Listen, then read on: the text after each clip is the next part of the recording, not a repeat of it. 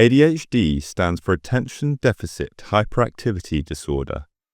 If you have ADHD, there are some differences in how your brain works, which can affect how you behave and how you experience the world.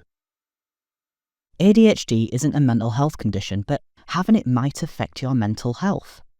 Research shows that people with ADHD might be more likely to develop mental health conditions such as anxiety and depression, and these conditions can also have similar symptoms to ADHD. ADHD affects people of all genders, and symptoms can be different for everyone. There are lots of positives to having ADHD. It can make you very passionate about your interests or hobbies, and can mean that you can give lots of attention to things you find exciting or interesting. This is sometimes called hyperfocus. However, having ADHD can also make it harder for you to do everyday things that others probably don't struggle with.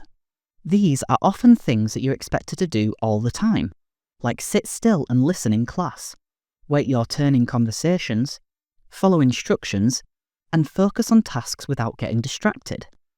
ADHD can also make it hard for you to control impulses, meaning you might say or do things without thinking first.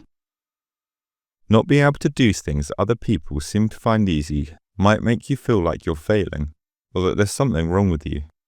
What's more, if the people around you don't understand your condition, they might think you're being difficult, disruptive, or rude. This can be especially difficult for people with ADHD, who often have very strong emotional reactions and struggle with feeling criticized or rejected.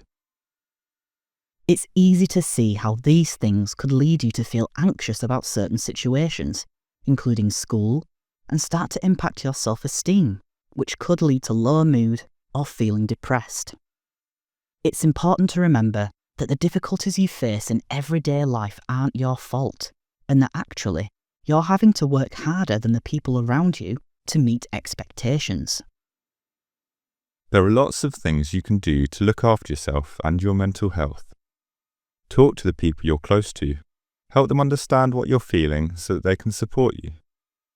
Find ways to cope with the physical agitation that can come with ADHD, whether that's carrying fidget toys or finding ways to move your body that you enjoy.